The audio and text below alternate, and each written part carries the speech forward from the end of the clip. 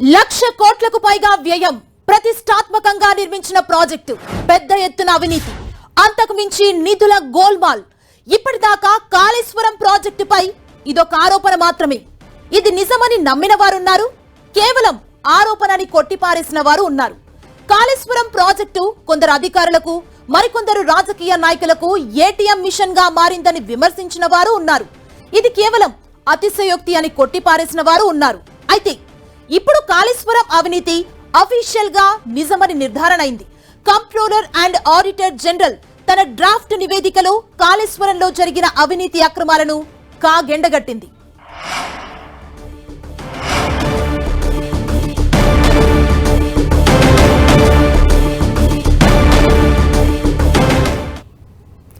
మొత్తం 168 పేజీల రిపోర్టు ద్వారా ప్రాజెక్ట్ అవినీతిని కాగ్ తీవ్రంగా ఎండగట్టింది. కాళేశ్వరం ప్రాజెక్టుకు సంబంధించిన డీటెయిల్డ్ ప్రాజెక్టు రిపోర్ట్ ని 2018 జూన్లో సెంట్రల్ వాటర్ కమిషన్ అనుమతించగా, ఆశ్చర్యకరమైన రీతిలో అనుమతికి ముందే కాళేశ్వరం ప్రాజెక్టుకు చెందిన వివిధ పనులను కాంట్రాక్టర్లకు కేటాయించినట్లు కాగ్ రిపోర్టులో ప్రస్తావించింది. ఇలా చేయటం ద్వారా డిపిఆర్ ని అసలు పట్టించుకోకుండానే పనులు ప్రారంభించడం వెనుక ఏదో మర్మం ఉంటుందనే అనుమానాలు వ్యక్తమవుతున్నాయి. ఇక్కడే పెద్ద గోల్మాల్ జరిగిందనే ఆరోపణలు వెలువెత్తుతున్నాయి. సిడబ్ల్యూసి సూచనలకు విరుద్ధంగా 2019 జూన్ నుండి 2020 ఫిబ్రవరి మధ్య కాలంలో 3 టీఎంసీని ఎత్తిపోసే మోటార్లు, పంపులను సమకూర్చాలంటూ 28,151 కోట్ల రూపాయలను కాంట్రాక్టర్స్ ని నిర్మాణ సంస్థలకు ఇచ్చారని కాగ్ పేర్కొంది. దీనికి ఏమాత్రం శాస్త్రీయత, సహేతుకం లేదంటూ, దీనివల్ల ఎలాంటి ప్రయోజనం లేకపోయినా నిర్మాణ వ్యయం మాత్రం భారీగా పెరిగినట్లు కాగ్ గుర్తించింది. ఈ 3 టీఎంసీ నిర్మాణ ప్యాకేజీల్లో అత్యధిక భాగాన్ని ఒకే కంపెనీ దక్కించుకోవడం అనుమానాలకు తావిస్తోంది. దీంతో ఇప్పుడు కాళేశ్వరం అవినీతి మొత్తం ఆ కంపెనీ చుట్టే తిరుగుతోంది.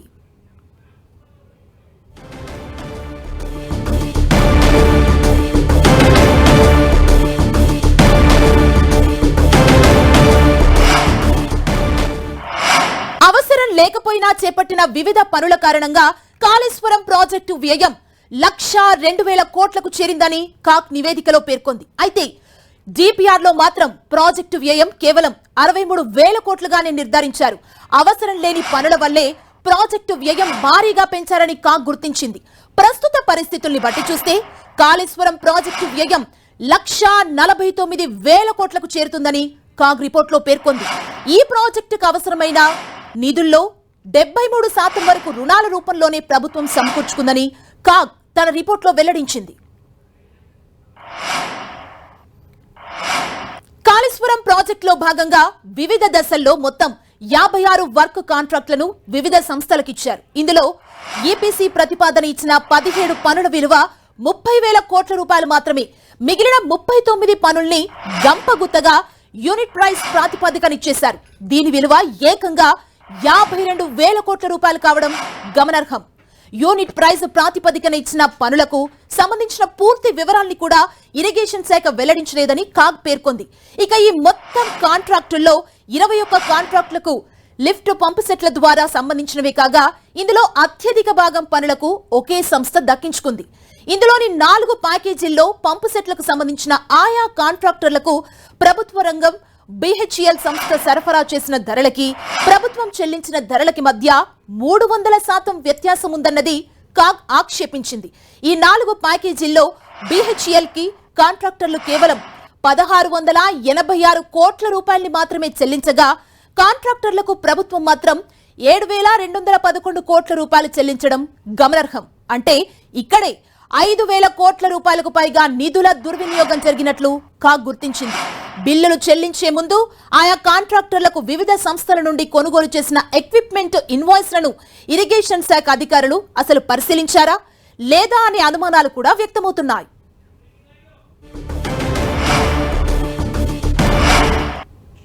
ప్రాజెక్టు ఇంజనీరింగ్ తర్వాత చేపట్టిన పనులను ఈపీసీ పద్ధతిలో కేటాయించలేదని తమ ఆడిట్ లో గుర్తించినట్లు కాగ్ పేర్కొంది. దీనివల్లే ప్రాజెక్టులో అవినీతి అంచనాలు పెరిగిపోయాయనే అనుమానాలు వ్యక్తమవుతున్నాయి.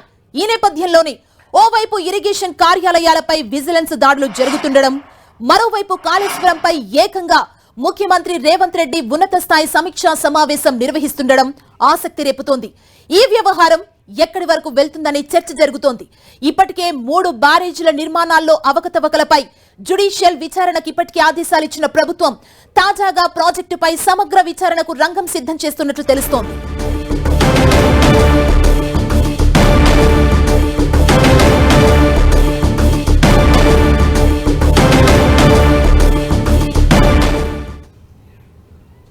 కాళేశ్వరం ప్రాజెక్టుపై విజిలెన్స్ విచారణ జరిగితే బీఆర్ఎస్ కు దడ పుడుతుందని ఆరోపించారు మంత్రి పొన్నం ప్రభాకర్. బీఆర్ఎస్ నాయకులు అవినీతి చేయనప్పుడు ఎందుకు భయపడుతున్నారని ప్రశ్నించారు. కాళేశ్వరం అవినీతి విషయంలో కిషన్ రెడ్డి కేసీఆర్ ను కాపాడే ప్రయత్నం చేస్తున్నారని విమర్శించారు. 10 ఏళ్లుగా కేంద్రంలో అధికారంలో ఉన్న బీజేపీ ఎందుకు విచారణ జరపడం లేదన్నారు పొన్నం.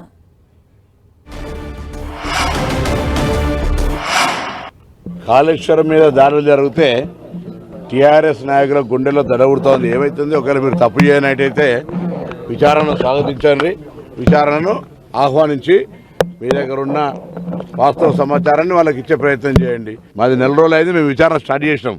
మీ దగ్గర ఉన్న అధికారాలను వినియోగించండి. అది లేకుండా వాళ్ళని రక్షించడానికి ప్రయత్నం జరుగుతోంది.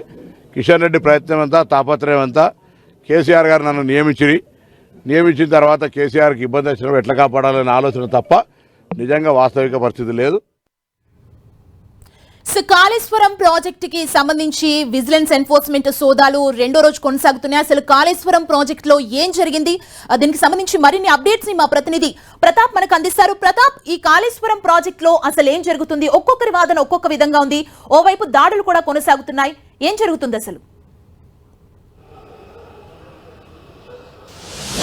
సుమా, కాళేశ్వరం ప్రాజెక్టు పైన ప్రభుత్వం అయితే పూర్తి స్థాయిలో ఫోకస్ పెట్టిందని చెప్పుకోవచ్చు. ఎందుకంటే గత ఎన్నికల సందర్భంగా కూడా దీనిపైన పూర్తి స్థాయిలో విమర్శలు కూడా వచ్చిన పరిస్థితి ఉంది. ముఖ్యంగా ఎన్నికల కంటే ముందే కాళేశ్వరం ప్రాజెక్టులో భాగమైన మేడిగడ్డ బ్యారేజ్ కుంగడం పట్ల అనే దానిపైన ప్రభుత్వం అయితే చాలా సీరియస్ గా ఉంది. ఎందుకంటే లక్షల కోట్ల రూపాయలు ప్రజాధనం వృధా అని చెప్పేసి చాలా వరకు ఆరోపణలు వస్తున్న నేపథ్యంలో దీనిపైన సమగ్రమైన విచారణ జరపాలని చెప్పేసి నిర్ణయించింది. ముఖ్యంగా కాళేశ్వరం ప్రాజెక్టు సంబంధించి పూర్తి స్థాయిలో విచారణ జరిపేందుకు జ్యుడిషియల్ ఎంక్వైరీ కోసం కూడా ఇప్పటికే తెలంగాణ హైకోర్టు చీఫ్ జస్టిస్ కూడా లేఖ రాయడం జరిగింది. హైకోర్టు నుంచి కనుక సిట్టింగ్ జడ్జిని కనుక అనుమతించినట్లయితే కనుక దానికి సంబంధించి పూర్తి స్థాయిలో సిట్టింగ్ జడ్జి చేత విచారణ జరిగే అవకాశం ఉంటుంది. ఈ సిట్టింగ్ జడ్జి విచారణ జరిగే సందర్భంలో దీనికి సంబంధించి పూర్తిగా టెక్నికల్ కి సంబంధించి ఆ కమిటీలో వేసే వారికి సంబంధించి కూడా ఎవరెవరు వేయాలి, ఎట్లా ఏ విధంగా ఉండాలి, దానికి సంబంధించి కూడా సీఎం రేవంత్ రెడ్డి ఉన్నత స్థాయి సమీక్ష సమావేశం జరుపుతున్నారు. ఇక మరి కాసేపట్లో సీఎం సమావేశం కూడా ప్రారంభం కాబోతుంది. అయితే ప్రధానంగా దీనికి సంబంధించి పూర్తి స్థాయిలో చూసినట్లయితే కనుక ఈ అంశానికి సంబంధించి చాలా వరకు ఆరోపణలు వచ్చినాయి. మొత్తం వాస్తవానికి చూసినట్లయితే కాళేశ్వరం ప్రాజెక్టు 2016 మే 2న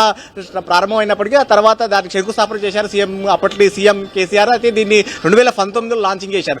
కేవలం 3 సంవత్సరాల్లో ప్రారంభమైన తర్వాత కూడా దీనికి సంబంధించి లాంచింగ్ చేసిన తర్వాత మొదట్లో చూసినట్లయితే దీన్ని 2 టీఎంసీల కోసమే ప్రతిపాదన చేశారు. 2 టీఎంసీలతో పాటు దాదాపు 20 జిల్లాల్లో, అంటే కొత్త జిల్లాలకు చూసినట్లయితే 20 జిల్లాల్లో దాదాపు 18 లక్షల ఎకరాల ఆయకట్టుకు నీరందించాలనే ఒక లక్ష్యంతో చేశారు. అయితే ప్రతి సంవత్సరం కూడా 195 టీఎంసీలను లిఫ్ట్ చేయాలని ఒక టార్గెట్ పెట్టుకొని పనిచేశారు. కానీ 2 టీఎంసీలకు సంబంధించిన పనులు పూర్తి స్టార్ట్ కాక ముందుకే 3వ టీఎంసీ పనులకు కూడా అనుమతులు ఇవ్వడం, అది కూడా నామినేషన్ పద్ధతిలో టెండర్లు పిలవడం అనేది కూడా చాలా ఆసక్తికరమైన పరిణామాలు చోటు చేసుకున్నాయి. వీటికి సంబంధించి ముఖ్యంగా పంప్ హౌస్లకు సంబంధించిన దానిపైన తీవ్రమైన ఆరోపణలు వచ్చాయి. ముఖ్యంగా ఈ పంప్ హౌస్లకు సంబంధించి ఏదైతే ఉన్నాయో వీటికి సంబంధించి కూడా కాగ్ రిపోర్ట్ అనేది చాలా సంచలనం రేపుతుందని చెప్పుకోవచ్చు. కాగ్ అనేక అంశాలను కూడా ప్రస్తావించిన పరిస్థితి ఉంది. ముఖ్యంగా BHEL నుంచి కొనుగోలు చేసిన పంపులు కానీ, అక్కడ వాళ్ళకి చెల్లింపులు కానీ, అదేవిధంగా ప్రభుత్వం నుంచి సదరు కాంట్రాక్ట్ సంస్థ తీసుకున్న చెల్లింపులకు చాలా భారీ వ్యత్యాసం ఉండడంతో దాదాపు 5,000 పైచిలుకు కోట్లు కూడా దీంట్లో చేతులు మారినట్టుగా కూడా ఆరోపణలు వస్తాయి. దీనికి సమగ్రమైన విచారణ జరపాలనే ఆలోచనలో ప్రభుత్వం ఉంది. దీనికి సంబంధించి కూడా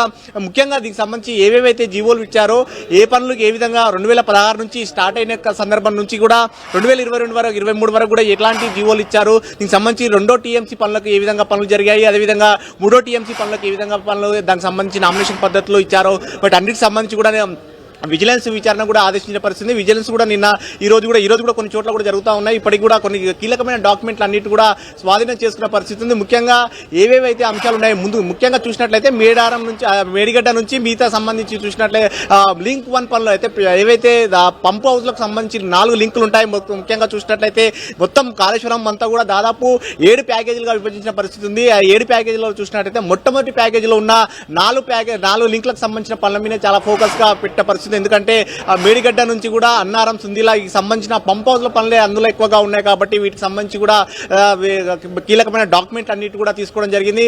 వాటి అక్కడే దాదాపు 5,000 కోట్ల ఎక్సెస్ గా నిధులు ఇచ్చినట్టు కూడా కాగ్ తన రిపోర్ట్ లో పేర్కొంది కాబట్టి సమగ్రమైన సమాచారాన్ని తీసుకోవడం జరిగింది. ముఖ్యంగా నిన్న హైదరాబాద్ జలసౌధలోని ఇరిగేషన్ ఆఫీస్ లో ముఖ్య సోదాలతో పాటు చెప్పండి సుమా. ప్రతాప్, అంటే కాగ్ నివేదికలో ప్రధానంగా ఎక్కడ అవినీతి ఎక్కువగా జరిగింది, ఎక్కడ కాంట్రాక్టర్లకు ఒకే కంపెనీకి సంబంధించి ఇచ్చారని తెలిపింది. అసలు కాగ్ రిపోర్ట్ లో ప్రధానంగా ఉన్న అంశాలు ఏంటి చెప్పండి. వాస్తవానికి కాళేశ్వరం ప్రాజెక్ట్ అంటే ఓన్లీ ఒక బ్యారేజ్లు మాత్రమే, ఇరిగేషన్ కాలువలు మాత్రమే చూడాల్సిన అవసరం లేదు. దీంతో పాటు ముఖ్యంగా పంప్ హౌస్లు అనేది చాలా కీలకం. ముఖ్యంగా పంప్ హౌస్లకే ఎక్కువ మొత్తంలో చెల్లింపు చేసిన పరిస్థితి ఉంది. ఎందుకంటే వాస్తవం చూసినట్లయితే మనకు ఆ 3 బ్యారేజ్లకు సంబంధించి కూడా చేసిన ఖర్చు చూస్తే కేవలం మొత్తం కాళేశ్వరం ప్రాజెక్టు వ్యయం చూసినది ఇప్పటి వరకు 1,02,000 కోట్లు చేసిన నేపథ్యంలో అందులో కేవలం 10% మాత్రమే వాటి నిర్మాణ పనులకు చేపట్టారు. మిగతా పనులంతా కూడా ఎక్కువగా పంప్ హౌస్లకే ఉన్నాయి కాబట్టి నిన్న మొత్తం విజిలెన్స్ ఎంక్వైరీ కూడా దాదాపుగా దాని దిశగానే ఎక్కువగా జరిగిన పరిస్థితి ఉంది. ఎందుకంటే ఆ కంపెనీలకు సంబంధించి పంప్ హౌస్లకు సంబంధించి మొదటి ప్యాకేజీలో 4 లింకులు ఉంటాయి. ఆ లింకులకు సంబంధించిన వాటిపైన ఎక్కువగా ఫోకస్ చేసిన పరిస్థితి ఉంది. అక్కడే దాదాపు ఎక్కువగా అమౌంట్ ఎక్సెస్ గా ఇచ్చినట్టు కూడా కాగ్ గుర్తించింది కాబట్టి కాగ్ ఏ అంశాలు పేర్కొందో దాని సెంటర్ పాయింట్ గా కూడా విజిలెన్స్ అధికారులంతా కూడా నిన్న డాటా సేకరించడం జరిగింది. ముఖ్యంగా ప్రధానంగా ఒక కంపెనీకి సంబంధించిన పంప్ హౌస్లు ఎక్కువగా ఉన్నాయి కాబట్టి ఆ సందర్భ కంపెనీతోటి అధికారులు ఏ విధమైన లావాదేవీలు నడిపించారనే దానిపైన కూడా ప్రధానమైన ఆరోపణలు వస్తున్నాయి. దానికి సంబంధించి కూడా ఎక్కువగా ఫోకస్ చేసినట్టుగా కూడా తెలుస్తుంది. ముఖ్యంగా మనం గత ఇరిగేషన్ కి సంబంధించి special chief secretary Rajat Kumar సంబంధించి కూడా చాలా ఆరోపణలు వచ్చాయి. తమ కుమార్తెకి సంబంధించిన పెళ్లి విషయంలో కూడా కాంట్రాక్ట్ సంస్థ నుంచి కొన్ని లావాదేవీలు జరిగాయని ఒక మీడియాలో కథనాలు కూడా వచ్చాయి. ఆ తర్వాత కూడా సంబంధించి మిగతా ఇరిగేషన్ సంబంధించిన ఈసీ స్పెషల్ చీఫ్ ఇంజనీర్లు ఉన్న వారికి కూడా వారికి తర్వాత ప్రమోషన్ గా ఈఎన్సీలుగా వచ్చారు. మనం ఈ కాళేశ్వరం ప్రాజెక్టు మొత్తం చూసినట్లయితే 2 ఈఎన్సీలకు ప్రధానంగా కేటాయింపులు చేసిన పరిస్థితి ఉంది. అక్కడ మేడిగడ్డ నుంచి మిడ్ మానేర్ వరకు ఒక మొత్తం అక్కడ వరకు ఒక ఈఎన్సీని నల్లా వెంకటేశ్వరకు అక్కడ కేటాయించారు. ఆ తర్వాత మిడ్ మానేర్ నుంచి మిగతా పనులకంతా కూడా హరిరామ్ ఈఎన్సీ అతను కూడా చీఫ్ ఇంజనీర్ వాళ్ళ ప్రమోషన్ ఇచ్చి ఈఎన్సీగా ఇచ్చారు. వారి పర్యవేక్షణలే పూర్తి స్థాయిలో జరిగాయి. ఈ పనులకు సంబంధించి కూడా ముఖ్యంగా నిన్న విజిలెన్స్ అధికారులు కూడా మొత్తం ఇరిగేషన్ సంబంధించిన పూర్తి స్థాయి ఈఎన్సీ మురళీధర్తో పాటు అదేవిధంగా హరిరామ్ కానీ నల్లా వెంకటేశ్వర్ వీరితో పాటు మిగతా అధికారులంతా కూడా ఎవరెవరు దీనికి ప్రాజెక్టులో మొత్తం ఇన్వాల్వ్ అయ్యారు, ఈఈలు కానీ ఏఈలు కానీ ఎవరెవరైతే ఇన్వాల్వ్ అయ్యి ఉన్నారో వారికి అంతా కూడా డాటా సేకరించిన పరిస్థితి ఉంది. వారికి సంబంధించి ఆ సదరు కాంట్రాక్ట్ సంస్థతోటి ఏమన్నా లావాదేవీలు జరిగాయనే దానిపైన కూడా డాటా తీసినట్టుగా విజిలెన్స్ అధికారులు తీసినట్టుగా కూడా తెలుస్తుంది. ముఖ్యంగా మొత్తం మీద దీనికి సంబంధించి అధికారుల పాత్ర ఎంతవరకు ఉందనేది, ఎందుకంటే భారీ ఎత్తున చెల్లింపులు జరిగాయి. చాలా వరకు చూసినట్లయితే నామినేషన్ పద్ధతిలో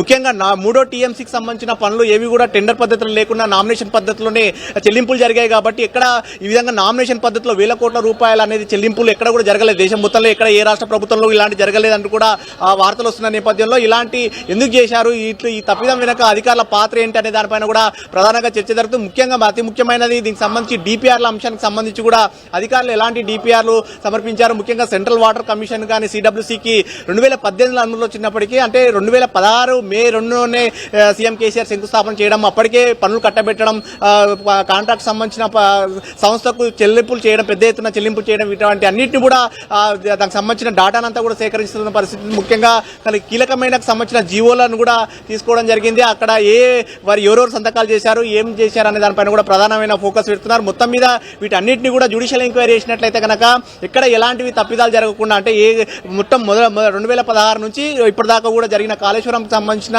లావాదేవీలకు సంబంధించిన ఏ ఒక్క కాగితం కూడా మిస్ కాకుండా ఉండేందుకు జ్యుడిషియల్ ఎంక్వైరీ కనుక వేసినట్లయితే అధికారులు ఎక్కడన్నా మళ్ళా ఎవరైనా పాత్ర ఉండోళ్ళు దీన్ని మిస్యూజ్ చేసి కొన్ని కీలకమైన డాక్యుమెంట్ ఏమైనా మిస్ అయ్యే అవకాశం ఉందన్న ఆలోచనతోటి విజిలెన్స్ ఎంక్వైరీ చేశామని కూడా నిన్న ఇరిగేషన్ మంత్రి ఉత్తమ్ కుమార్ రెడ్డి కూడా చెప్పడం జరిగింది. ముఖ్యంగా అందులో భాగంగానే విజిలెన్స్ అధికారులు ఏకకాలంలోని 10 చోట్ల మొత్తం హైదరాబాద్తో పాటు మిగతాకు సంబంధించి కరీంనగర్ కానీ, భూపాలపల్లి కానీ, మహదేవ్పూర్ కానీ అట్లా కీలకమైన కన్నేపల్లి పంప్ హౌస్ దగ్గర ఏర్పాటు చేసిన ఆఫీస్ కానీ అట్లా మొత్తం మీద చాలా కీలకమైన ఆఫీసుల పైన ఏకదాటిగా రైడ్స్ చేయడం జరిగింది. విజిలెన్స్ అధికారులంతా కూడా కీలకమైన డాక్యుమెంట్ తీసుకున్నారు. మిగిలిన కొన్ని ఏమైనా ఇంకా అంశాలకు సంబంధించి ఈ రోజు కూడా జరుగుతూ ఉంది. దీనికి సంబంధించి మొత్తం ఈ సమగ్రమైన డాటానంతా కూడా ప్రభుత్వానికి హ్యాండ్ ఓవర్ చేసిన తర్వాత ఇప్పుడు సీఎం ఉన్నత స్థాయి సమీక్ష సమావేశం మరి కాసేపట్లో ప్రారంభం కాబోతుంది. చెప్పండి సుమన్.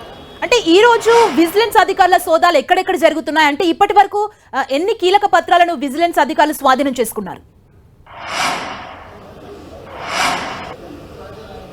ప్రధానంగా 2016 నుంచి ఈ కాళేశ్వరం ప్రాజెక్టు సంబంధించిన ఏవేవైతే జీవోలు ఇచ్చారో వాటికి సంబంధించిన ప్రధాన ఆ జీవోలకు సంబంధించిన కాపీలతో పాటు ముఖ్యంగా నామినేషన్ పద్ధతిలో ఏ విధంగా ఈ టెండర్లు ఇచ్చారో వాటికి సంబంధించి నామినేషన్ పద్ధతిలో డబ్బులు ఇవ్వడం కానీ ఎక్సెస్ అమౌంట్ ఏ విధంగా జారీ చేయడానికి ఏ అధికారుల పాత్ర ఉందనే దానిపైన ప్రధానమైన ఆరోపణలు వస్తున్న నేపథ్యంలో వాటికి సంబంధించిన డాక్యుమెంట్స్ అన్నింటినీ కూడా సీజ్ చేయడం జరిగింది. నిన్న మురళీధర్ రావుతో పాటు అదేవిధంగా నల్లా వెంకటేశ్వర్ కార్యాలయం కానీ అదేవిధంగా హరిరామ్ కార్యాలయం వీళ్ళు ఈఎన్సీలు ప్రధానమైన వీళ్ళే మెయిన్ సెంటర్ పాయింట్ కాబట్టి వీరి కేంద్రంగానే మిగతా ఈ అధికారులకు సంబంధించిన ఆఫీసులు అంతా కూడా రైడ్స్ చేయడం జరిగింది. దానికి సంబంధించి పలు కీలకమైన డాక్యుమెంట్స్ ఏవైతే ముఖ్యంగా జీవోలు ఇచ్చారో ఆ జీవోల కాపీలతో పాటు దానికి సంబంధించిన ఫర్దర్గా సదరు కాంట్రాక్ట్ సంస్థలతో వాటికి సంబంధించి ఎవరెవరికైతే అగ్రిమెంట్ చేసుకున్నారో దానికి సంబంధించిన అంశాలతో పాటు అదేవిధంగా సెంట్రల్ వాటర్ కమిషన్తో జరిగిన కేంద్రంతో జరిగిన అంశానికి సంబంధించి వాటిని డీటెయిల్స్ అన్నిటి కూడా తీసుకోవడం జరిగింది. వీటితో పాటు ముఖ్యంగా సంబంధించి కూడా వాటర్కి సంబంధించి అక్కడ వాస్తవానికి తుమ్మిడేటి వద్ద వాటర్ అవైలబిలిటీ లేదు,